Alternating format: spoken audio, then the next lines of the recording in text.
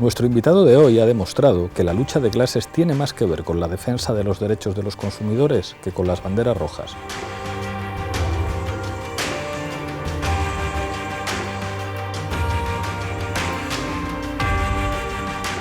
En otra vuelta de tuerca, Rubén Sánchez.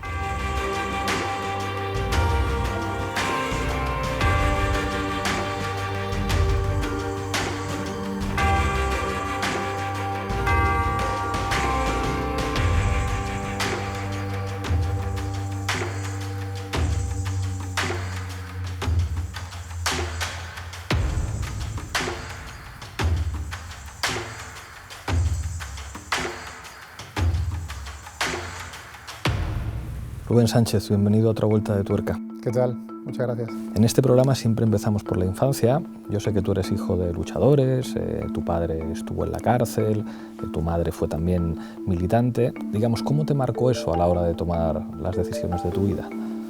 Bueno, pues yo creo que lo tengo bien metido en el ADN, ¿no? Yo llegaba a vivir una manifestación antifranquista y nací en el 74. No soy capaz, ni he sido nunca capaz de recordar exactamente en qué fecha fue. Estaba ya muerto el dictador, evidentemente, pero yo estaba todavía en brazos de mis padres cuando vi a los grises pegar palos. Y se pensaban ellos que ya esa era la primera manifestación en la que iban a poder manifestarse con tranquilidad, y vi lo mal que lo pasaron con lo pequeño que era, que yo no sé si sabía todavía hablar en esa fecha. Entonces, bueno, yo creo que han sido años de infancia en los que he vivido mucha militancia, no ya antifranquista, porque estábamos en el periodo de la transición, pero se ha hablado mucho de política en mi casa, lógicamente, y he ido viviendo los cambios de declives en el Partido Comunista. Mi padre ha sido siempre un seguidor de Santiago Carrillo y, bueno, al final fue de los pocos que no se fueron al PSOE, que es lo que recomendaba Carrillo al final de ese partido que lamentablemente fracasó, y he vivido muchísima política en mi casa y también he vivido creación de movimientos sociales, movimientos vecinales, de consumidores cuando era muy pequeño, y un poquito creo que conseguí aprender también de eso. ¿Dudaste entre estudiar Derecho o Periodismo? ¿Por qué elegiste Periodismo? Porque me equivoqué, creo yo, porque me equivoqué. Dudé entre estudiar Derecho y Periodismo, y ahora hago periodismo en el que indago mucho en el derecho y estoy casi todo el día hablando con mis compañeros del equipo jurídico de Facua, porque soy un friki del derecho, quiero aprender muchas cosas de la normativa y de los trámites procesales, porque lo necesito para la labor que desempeño, para el trabajo que hago. Y bueno, estudié periodismo, donde tuve algunos buenos maestros de los que aprendí mucho, maestros de izquierdas que me enseñaron, que nos enseñaron a los alumnos de periodismo en la Facultad de Ciencias de la Información de Sevilla, cómo es la estructura de los medios de comunicación, qué es lo que realmente hay detrás, cuáles son los intereses tras los grandes medios, cómo son esas noticias que acaban censuradas o a las que no se les da peso, cómo funciona el mundo de la publicidad. Me apasionaba también estudiar publicidad cuando estaba en periodismo, y sobre todo cómo se manipula con la publicidad, cómo se persuade, y yo creo que eso también me inclinó mucho a acabar en Facua, a quedarme en Facua, más allá de haber empezado haciendo prácticas cuando estaba iniciando la carrera. Poca gente sabe que en el origen de Facua está el asociacionismo vecinal. Cuéntame esto. Bueno, pues precisamente lo que te decía antes, mi padre cuando acaba la dictadura, él está en el Partido Comunista, está también en comisiones obreras, pero se plantea que hay que impulsar movimientos vecinales para resolver problemas que muchas veces estaban muy relacionados con el consumo, con problemas que tenía la gente en los barrios, la luz, falta de luz en las propias barriadas que estaban empezando a desarrollarse en Sevilla, y también problemas a nivel particular en viviendas con la luz, el agua, etcétera. Y él, bueno, pues dirige una asociación de vecinos en el barrio donde vivíamos, también monta con otros militantes antifranquistas una federación vecinal a nivel de Sevilla, luego impulsa también una federación a nivel andaluz. Y justo el tema del consumo y el que se creara Facua surge de un impedimento que hay al movimiento vecinal para ser considerado como movimiento representativo de los consumidores. A las asociaciones de vecinos no se les permitía ser consideradas a la vez también movimientos de defensa del consumidor, con lo cual, en paralelo a que existían federaciones vecinales, se empiezan a montar algunas asociaciones de consumidores, en nuestro caso en Andalucía, y él estaba dirigiendo en paralelo las dos, prácticamente en la misma zona de Sevilla. La sede era compartida y al final acaba inclinándose más por liderar el movimiento de defensa de los consumidores, que hoy se llama Facua, y abandona poco a poco el movimiento vecinal. ¿Qué es exactamente Facua? O sea, si tú tuvieras que definir en 4 o 5 frases, Facua es... Facua es un movimiento ciudadano. Facua no es una oficina de atención de reclamaciones, no es un despacho de abogados para presentar demandas contra bancos, es un movimiento ciudadano, es un movimiento social. A nosotros nos gusta decir que nos parecemos o nos queremos parecer más a la PA que a esas organizaciones de consumidores europeas dedicadas a editar revistas y conseguir suscriptores, europeas y también estadounidenses. Somos un movimiento ciudadano que queremos cambiar las cosas, que asumimos que estamos en un sistema capitalista donde se fomenta el hiperconsumo, la manipulación de masas a través de mensajes comerciales, el lanzar grandes campañas publicitarias que nos venden cosas que luego no son reales. Estamos en ese sistema, luchamos contra el sistema, somos conscientes de que no lo vamos a cambiar, pero por lo menos vamos a aguijonear en el sistema y por tanto nos concebimos como movimiento ciudadano que igual emprendemos demandas judiciales contra grandes empresas que salimos a la calle a manifestarnos por los derechos humanos, por el derecho a la libertad de expresión. Es complicado definir qué es Facua con 2 o 3 frases, pero bueno, mi amigo Máximo Pradera decía que Facua es una especie de quinto poder. No somos el cuarto poder, porque no somos un gran medio de comunicación, pero somos un quinto poder junto a otros muchos movimientos sociales, porque creo que, especialmente en España y especialmente en los últimos años, los movimientos de la sociedad civil hemos ido cobrando un cada vez mayor poder y hay movimientos emergentes, como ha ocurrido con Facua, sobre todo desde el gobierno de Rajoy, en el que fuimos aumentando, creciendo, muy especialmente desde que amenazaron con ilegalizarnos, por aquello de haber criticado los recortes en la sanidad y en la educación y haber criticado la subida del IVA, pues nos amenazaron con ilegalizarnos y eso nos hizo más fuertes porque obtuvimos mucho respaldo social fruto de ello. En España hubo un escándalo que de alguna manera puso en el radar lo que significaban los derechos de los consumidores, que fue, digamos, el escándalo del aceite de colza. ¿Qué supuso aquello? Pues parece que se aprendió muy poco del escándalo de la colza. En el año 81 se pone en el mercado un aceite de colza desnaturalizado que mata a 1.100 personas, que tiene decenas y decenas de miles de afectados. Eso sirve para que una ley de defensa de los consumidores se promulgue en el año 84, incorporando una serie de cuestiones que estaban muy relacionadas con lo que había ocurrido con ese alimento tóxico. Uno de los artículos que plantea esa ley, el 30º, decía que las empresas en general, y en particular lógicamente las del sector alimentario, tendrían un seguro de responsabilidad civil.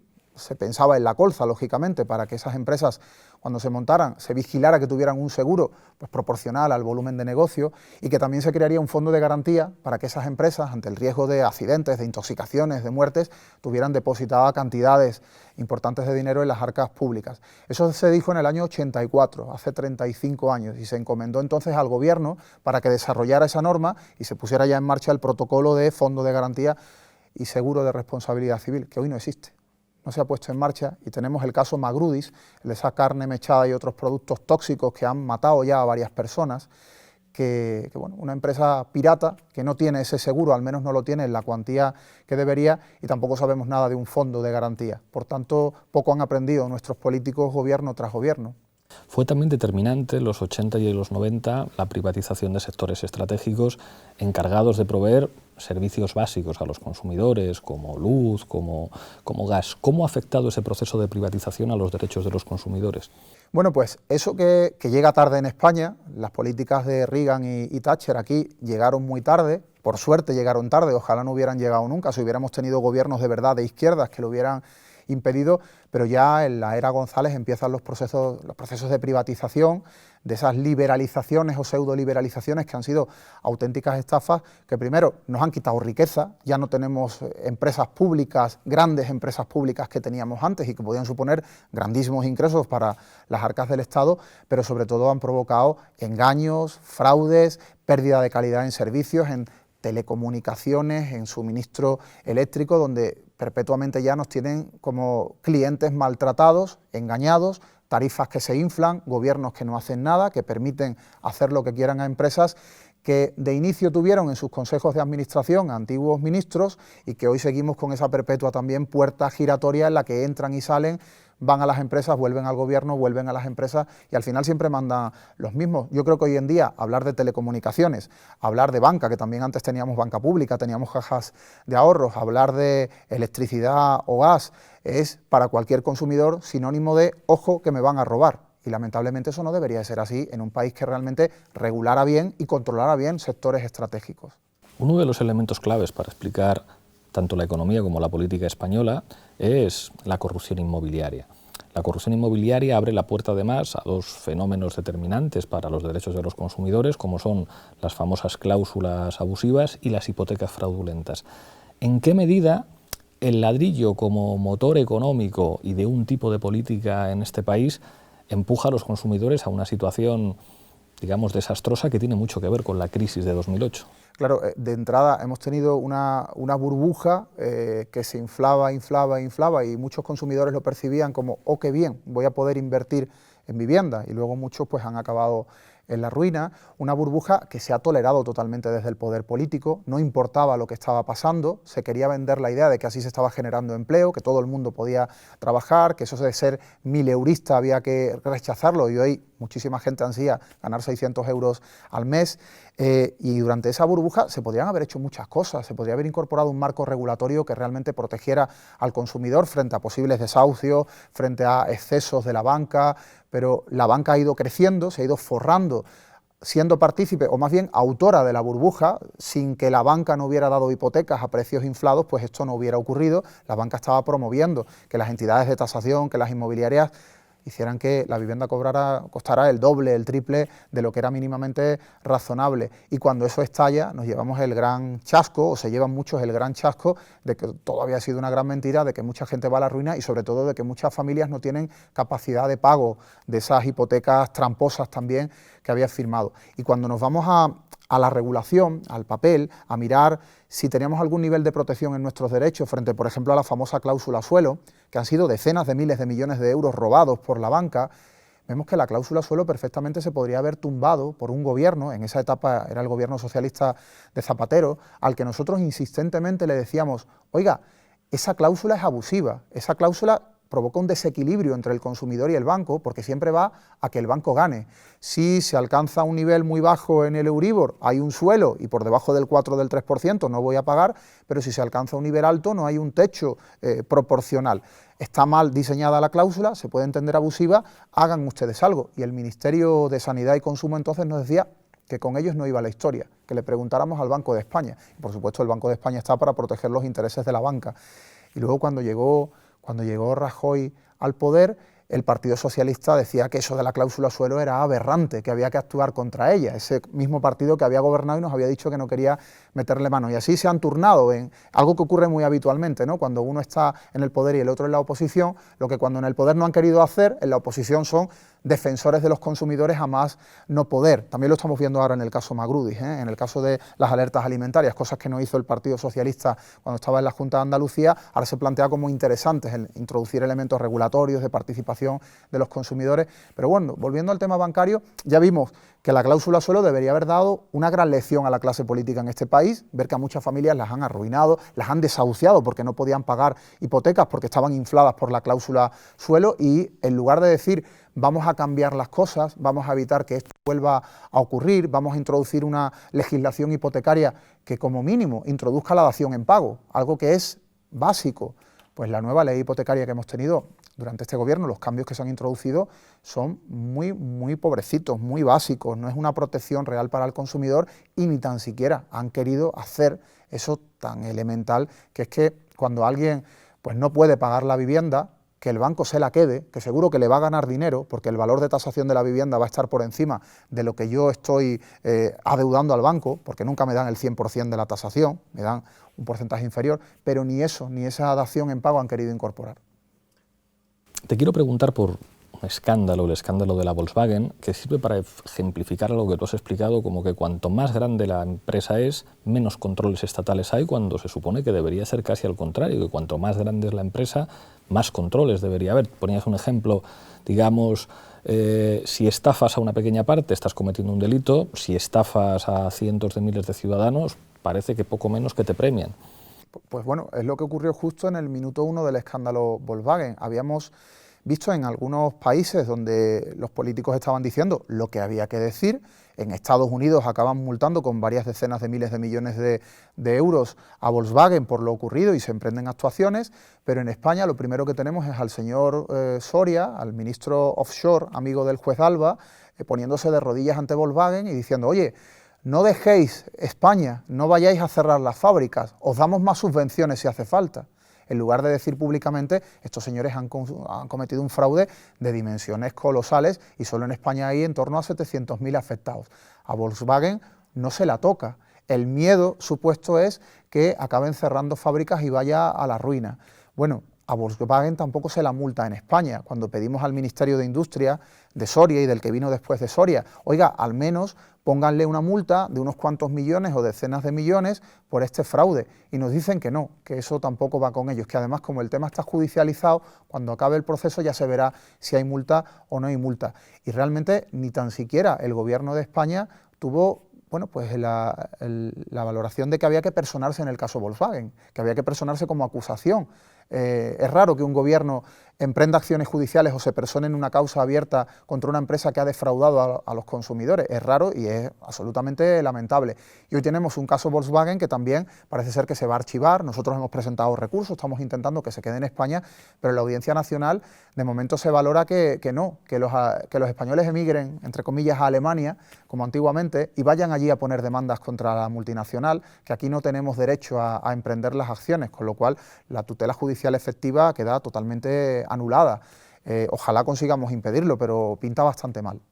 Has dicho también que la lucha por los derechos de los consumidores es quizá una de las formas más efectivas de la lucha de clases, que no tiene que ver tanto con elementos, digamos, identitarios o discursivos o que sobre la práctica de mucha gente y de las condiciones de vida de mucha gente. ¿Puedes explicar esto? Claro, es que ¿quién puede dudar que frente a una gran multinacional como Movistar, como Vodafone, con una empresa como Iberdrola, Endesa, un banco, nosotros somos los de abajo y ellos son los de arriba? Somos dos clases, somos consumidores frente a señores que manejan hilos, no solamente manejan el funcionamiento de sus empresas, sino que manejan los hilos del poder o supuesto poder, del poder político, y les dicen cómo tienen que regular, cómo tienen que mirar hacia otro lado para que no les pase nada cuando nos roban. Por tanto, es una lucha de clases, por supuesto. Tenemos que enfrentarnos a doblemente a un poder económico y a un poder político que se pliega a ese poder económico. Es harto difícil ganar, no vamos a ganar la guerra posiblemente, pero podemos ganar batallas, por supuesto. Podemos ganar batallas,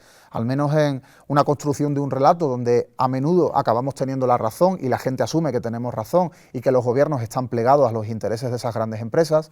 Podemos ganar batallas judiciales.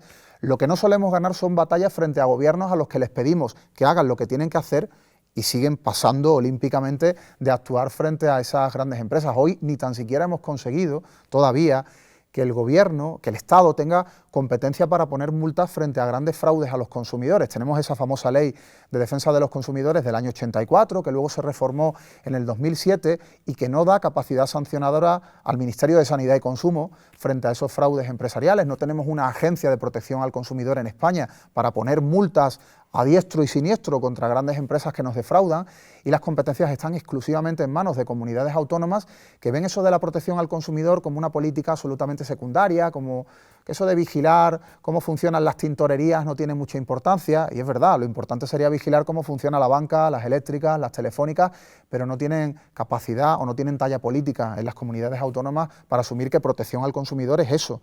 Es muy difícil poner de acuerdo a 17 comunidades autónomas para que sancionen el fraude Volkswagen, por ejemplo.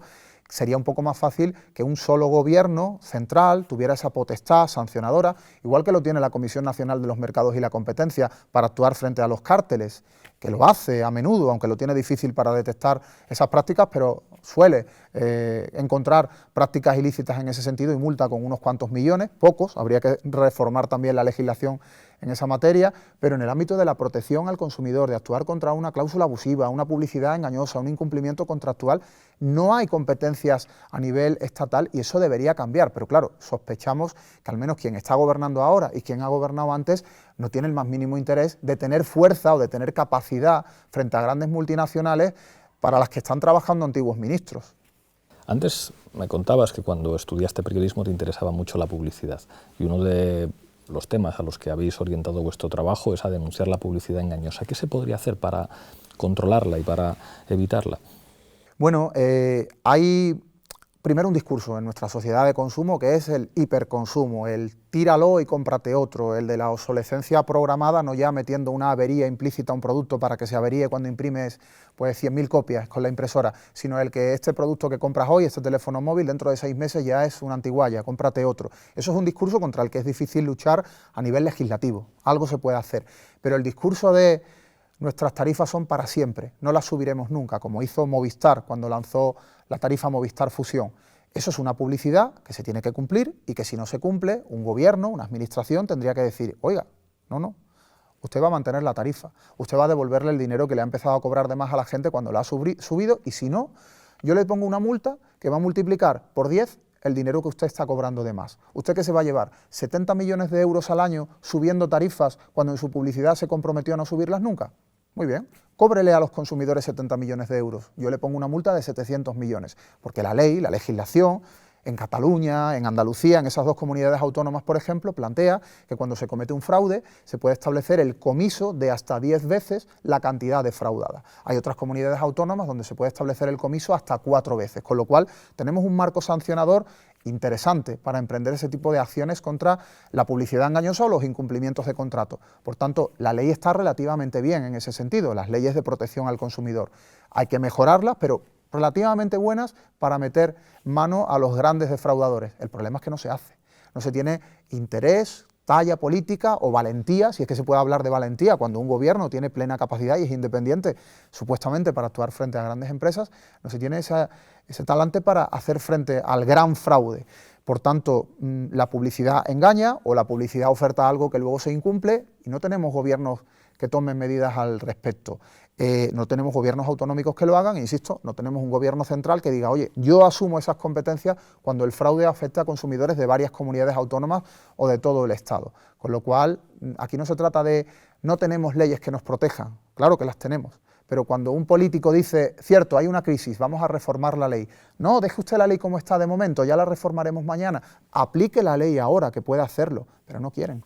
Hay, digamos, algo que os ha afectado enormemente y es que como consecuencia de vuestro trabajo y de vuestras denuncias habéis sido víctimas de cloacas y víctimas de ataques. ¿Cómo habéis vivido esta situación en la que haya habido tanta agresividad por parte de medios muy poderosos contra una asociación de consumidores? Yo creo que si ves una foto mía de hace 9 años no tengo apenas canas y hoy tengo la cabeza llena de canas. Las cosas han cambiado, nos han provocado evidentemente sufrimiento, estrés, valorar mucho cómo tenemos que desarrollar estrategias de comunicación para darle la vuelta a ese discurso, a veces de cloacas, que ha intentado presentar a Facua como una organización criminal, como una organización corrupta. Se han trasladado muchos mensajes en ese sentido.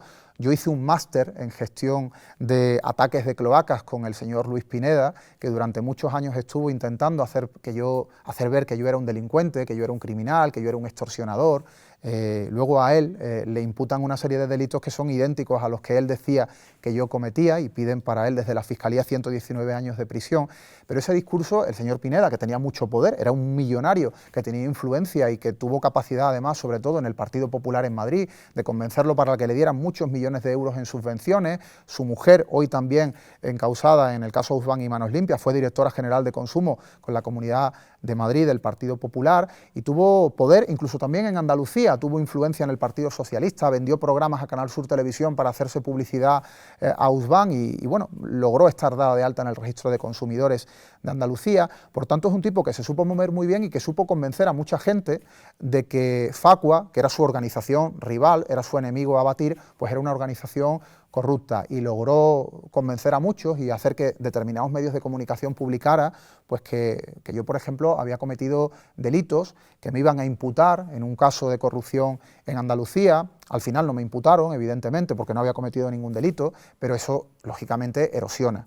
Pero ese máster que tuve que hacer en gestión de ataques de cloacas, pues de alguna manera nos ha servido para asumir que cuanto más relevancia social tenemos, que cuanta más fuerza tiene un movimiento ciudadano, más va a estar en el punto de mira. Eso es lo mismo que os pasa a los políticos, ¿no? Cuando estabais empezando, pues muchos os adoraban y además erais un producto también interesante para aparecer en las cadenas de televisión, estaba muy bien que Podemos o tú aparecierais en muchos medios porque era algo novedoso, pero cuando se empieza a ver como un peligro el que esta gente vaya a llegar al poder, pues evidentemente hay que acabar con ellos desde algunos ámbitos, ¿no? A nosotros nos ha pasado, salvando las distancias, nos ha pasado algo parecido y los ataques han ido creciendo, desde algunos medios de comunicación, desde algunos partidos políticos. No olvidemos que el PP intentó ilegalizarnos durante la etapa de Ana Mato, de la infame Ana Mato como ministra de Sanidad y Consumo, nos intentaron ilegalizar de una fórmula, con una fórmula bastante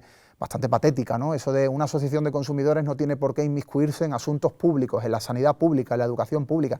Era ridículo, era el argumento que usaban, al final no lograron seguir adelante, pero eso también implicó una campaña de difamación del entorno del Partido Popular. De hecho, el Partido Popular de Andalucía, con el hoy presidente de la Junta, Juan Manuel Moreno Bonilla, al frente, se sumó a la denuncia de Manos Limpias, que manejaba Luis Pineda, contra mí, en la que pidieron que me imputaran en un caso de corrupción en Andalucía. Ellos también se personaron y pidieron mi imputación, que no les sirvió de nada, todo se archivó, nunca estuve imputado, nunca hubo ninguna prueba, ningún indicio, lo dijo el juez, lo dijo la Fiscalía, lo dijo la Audiencia Provincial de Sevilla cuando insistieron, pero bueno, fueron partícipes de esos ataques. Digamos que el PP de Andalucía se alineó con la mafia Ausban y Manos Limpias para atacar a Facua. A veces pensamos, tanto daño o tan poderosos somos, si no somos más que un grupo de activistas. Bueno, somos 225.000 socios, pero somos un grupo de activistas que estamos intentando mejorar las cosas. Pero es un discurso ya permanente que tenemos asumido, que todos los días alguien, a veces alguien con poder, va a lanzar un mensaje en el que intente que Facua sea el enemigo público número uno y nos dedicamos no a defender a la gente, sino a robar a la gente. Y bueno, hemos aprendido mucho de toda esa trayectoria de ataques que hemos recibido. Hoy, por ejemplo, es Vox la que nos tiene en su disparadero y está intentando trasladar la idea de que Facua es una organización que ha recibido fraudulentamente subvenciones, que no las ha justificado correctamente. Y bueno, ojalá Vox se mirara adentro y conociera los millones de euros en subvenciones que se llevó el juez Serrano en Andalucía y que no justificó después. En breve van a circular noticias sobre lo que hizo o no hizo el juez Serrano con las subvenciones que se llevó su negocio. Pero bueno, generalmente yo lo aprendí con Luis Pineda, que esto es una especie de efecto espejo, ¿no? El que ha cometido una serie de prácticas inventa que esas prácticas las ha cometido su adversario. Y a mí me pasaba con él y lo suelo ver por parte de quienes me atacan y quienes atacan a Facua, que el discurso falaz que lanzan en cuanto a nuestras supuestas irregularidades, al final lo que refleja son las irregularidades que cometen ellos mismos. Antes de pasar a la rueda de reconocimiento, te tengo que preguntar por la alarma de la listeriosis. ¿Qué ha pasado? ¿Cómo se ha gestionado? ¿Qué va a pasar? ¿Qué se puede hacer? Bueno, ha pasado algo previsible, y es que en un país, en una Unión Europea, donde lo que prima es el autocontrol empresarial, donde los análisis propios de las administraciones son anécdota, esto tenía que pasar tarde o temprano. Los consumidores estamos sometidos a una ruleta rusa con las empresas alimentarias. Es cierto que la mayoría de empresas alimentarias posiblemente sean muy serias y son las principales interesadas en que nunca pase nada, porque quieren estar siempre ahí, quieren ser empresas que de toda la vida estén suministrando productos al consumidor, por lo tanto no tienen interés en que haya contaminación en esos alimentos, pero hay piratas en este sector, como lo puede haber en todos, y un empresario como el dueño de Magrudis, que antes ya tuvo pufos empresariales y muchas deudas, montó el negocio en 2013 sin que se supiera ni se quisiera saber por parte, en este caso del Ayuntamiento de Sevilla, que era un negocio clandestino, que era una empresa sin licencia. En 2013, 14, 15, 16, hasta hoy, esa empresa nunca ha tenido licencia municipal y hemos tenido un ayuntamiento con gobierno del exministro del Interior Zoido y con gobierno del actual alcalde Juan Espadas, socialista, que no se dedicó a peinar polígonos industriales de Sevilla para ver si había, si hay fábricas, tiendas, talleres clandestinos, sin licencia, cosa especialmente peligrosa en el ámbito alimentario. No les dio por ahí, no valoraron que había que resolver un problema estructural que tenemos en el Ayuntamiento de Sevilla, como lo habrá en tantas administraciones, de que, oye, busca al defraudador, busca al pirata, y lo tienes tan fácil como mirar en los polígonos industriales. Yo en mi vivienda, si monto un negocio clandestino, es difícil que lo pillen, pero un polígono industrial, pues ahí nunca miraron. En el año 2015, al final del año, Magrudis pide por fin registro sanitario. La Junta de Andalucía ya conoce entonces que Magrudis existe y también el Ayuntamiento de Sevilla. Bueno, ya saben ustedes que está ahí esa empresa. ¿Les da por mirar si tienen licencia de actividad municipal? Pues Magrudis recibió 2 inspecciones sanitarias del Ayuntamiento de Sevilla, miraron si tenían los papeles en regla, si hacían protocolos de autocontrol, y no les dio por mirar si lo que estaban inspeccionando era una fábrica clandestina de alimentos. Eso realmente escandaliza, pero así de mal conectadas están las administraciones y sus organismos. Y para colmo, a finales del 18, Magrudis pide por fin esa licencia de actividad. En realidad lo que hace es presentar una declaración responsable, que no correspondía porque por las características de la empresa tenía que pedir licencia y someterse a un control del ayuntamiento en un mes. El ayuntamiento no mira los papeles, no se da cuenta de que la documentación que ha aportado es irregular a más no poder, y deja que la empresa siga funcionando. Fallan los protocolos de control, se retrasa la inspección que estaba prevista hacer en enero por parte de la Administración de Consumo del Ayuntamiento, y tenemos ya varios muertos, y tenemos muchas mujeres que han perdido a sus bebés durante el embarazo, y tenemos a miles de afectados. Muchas cosas se hicieron mal desde la Administración Sanitaria, que en Sevilla es el Ayuntamiento, pero luego llega la Junta de Andalucía y cuando tiene que decretar una alerta, no lo hace. Magrudis recibe ya una comunicación de las autoridades diciendo: oye, retira tus productos del mercado, que aquí hay listeria, que puedes matar a la gente. Magrudis recibe esa comunicación, al menos la recibe el día 14 de agosto de este año. Ese día no se hace pública la alerta. Ese día, por la noche, un anciano consume la carne mechada de la marca La Mecha y acaba en el hospital. Afortunadamente no falleció, pero pudo haber muerto. Ese día que la Junta pudo hacer pública la alerta y evitar unos cuantos casos. Al día siguiente, un periódico publica: es carne mechada la que está provocando la listeriosis en Sevilla y en Huelva. Y nosotros decimos, si un periódico sabe que es carne mechada, posiblemente la Junta conozca la marca, ¿por qué no la cuenta? Vamos a investigar nosotros. Y fue algo tan simple, tan rápido como preguntar en redes sociales: si sois afectados por el consumo de un alimento que os ha provocado listeriosis a vosotros o a vuestros familiares, si sabéis cuál es el alimento, contádnoslo por favor, porque tenemos que hacerlo público. En cuestión de 1 hora ya sabíamos cuál era el producto, o al menos teníamos un primer dato. Al cabo de 4 o 5 horas ya teníamos otros 2 o 3 afectados que nos contaban lo mismo. Le preguntamos a la empresa, nos dijo que sí, que eran ellos, no nos dio más datos, pero ese sí somos nosotros nos dio ya el elemento como para decir: oye, no vamos a actuar de forma temeraria, sabemos la marca, lo tenemos confirmado, vamos a contarlo, aunque la Junta de Andalucía no lo haga, porque podemos evitar unos cuantos afectados de momento este día. Lo hacemos y a los 7 minutos de publicar en Twitter es la marca La Mecha, a los 7 minutos la Junta de Andalucía emite un comunicado reconociendo que ese era el producto. ¿Por qué tardó solo 7 minutos? Porque el mismo periodista de ABC de Sevilla, que había publicado la primera información, estuvo en contacto todo el día con nosotros, sabía la marca y se lo estuvo preguntando desde por la mañana a la Junta. Facua lo sabe, ¿me lo confirmáis? No lo querían confirmar. ¿Por qué? ¿Por qué no querían confirmarlo? Al día siguiente, el viernes, el día que realmente se decreta la alerta sanitaria, la Junta dice: no hay riesgo, está todo controlado, solo se ha distribuido en Sevilla, luego hemos sabido que han sido muchas comunidades autónomas las que han recibido el producto, y además dicen: el producto ya no está en las tiendas. Ese mismo día, un crío de 15 años, que es hijo de un amigo mío desde la infancia, va a una tienda, compra el producto que ya no estaba en las tiendas y acaba también en el hospital. Una mentira innecesaria por tranquilizar a la población, que lo único que ha provocado es darnos cuenta de que estos señores, en Andalucía, esa Consejería de Salud que gestiona el Partido Popular, se ha dedicado a mentir con una mentira tras otra, y ahora el señor presidente de la Junta llega a atreverse a decir: si alguien es capaz que me diga a la cara que hemos cometido un error. Pues claro que no han cometido un error, han mentido en hasta 12 o 13 cuestiones en la alerta y han provocado mayor riesgo para los consumidores. Ha sido una absoluta temeridad y ni siquiera han tenido la decencia de decirle al consejero de salud que se vaya, que pongan a otro, que no podemos tener a un gestor sanitario público mintiendo a la población y aumentando el riesgo. Bueno, el caso está judicializado, hemos presentado una querella, ya hemos pedido al menos que se impute a los responsables de Magrudis por delito contra la salud pública, por lesiones, por los abortos que han provocado y por homicidio. Ya veremos si puede haber más delitos en esa causa y no descartamos pedir imputaciones en el Ayuntamiento de Sevilla y en la Junta de Andalucía. Estamos llegando al final, pasamos a la rueda de reconocimiento. Yo suelto algunos nombres propios y tú, digamos, los caracterizas en 3 o 4 frases como mucho. José Manuel Soria.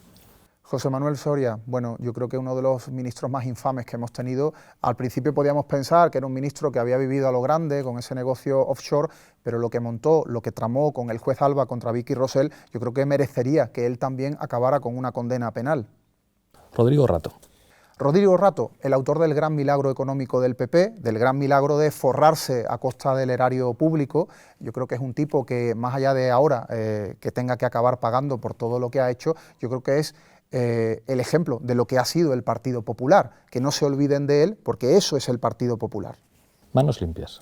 Manos limpias, bueno, pues una forma de presentarte como un Robin Hood, una forma de presentarte como una organización que lucha contra la corrupción, a la vez que lanzas una serie de mensajes fachas, una serie de mensajes homófobos, pero no pasa nada, porque estos son los que se dedican a luchar contra la corrupción, y luego tenían muchísima basura dentro. Nosotros lo sabíamos, muchos no lo querían saber, y hoy vemos cómo Manos Limpias además estaba totalmente alineada, comprada por Ausbank, y han sido realmente los autores de gravísimos delitos a lo largo de muchos años en la historia de nuestro país, y venían de donde venían, de la ultraderecha, igual que el señor Pineda, que fue líder de una banda de ultraderecha peligrosísima del Frente de la Juventud, y nadie se podía pensar que este señor se dedicaba a lo que se dedicaba viniendo de donde venía.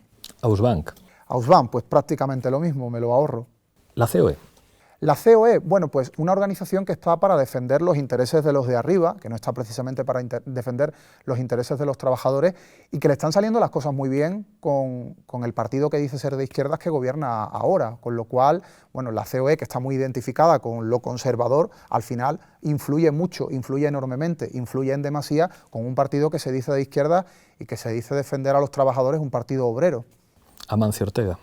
Bueno, pues una forma también de presentarte como un Robin Hood, como una persona que da mucho trabajo a mucha gente y demasiada gente a la vez que está un tanto cegada, que son demasiado fan de él y de su negocio y no piensan en explotación laboral en países en vías de desarrollo, por ejemplo, y no piensan tampoco en que hacer donaciones no es la forma de garantizar el funcionamiento del sistema, de la sanidad pública, que lo que hay que hacer es pagar impuestos y pagar más impuestos de los que se pagan, más allá de la ingeniería fiscal que se pueda desarrollar de forma perfectamente legal, habría que cambiar muchas leyes para que los que más tienen paguen muchos más impuestos. La plataforma de afectados por la hipoteca. Pues un ejemplo a seguir. Yo creo que es el espejo donde nos miramos en Facua, más allá de que tenemos muchas diferencias, evidentemente, porque somos una organización mucho más vieja, con una estructura mucho más consolidada, pero son compañeros a los que admiramos y ojalá hagamos cosas en conjunto en el futuro. Ya solo me queda pedirte que cojas la taza de la tuerca con la mano izquierda y mirando a esa cámara brindes por lo que quieras. Bueno, pues brindo por un futuro en el que realmente los consumidores, los ciudadanos en general, tengamos gobiernos que se preocupen por nosotros y no se preocupen sobre todo por tacticismo y no se preocupen por servir a los que están arriba, que se preocupen por servir a los que estamos abajo. Gracias, Rubén. Muchas gracias.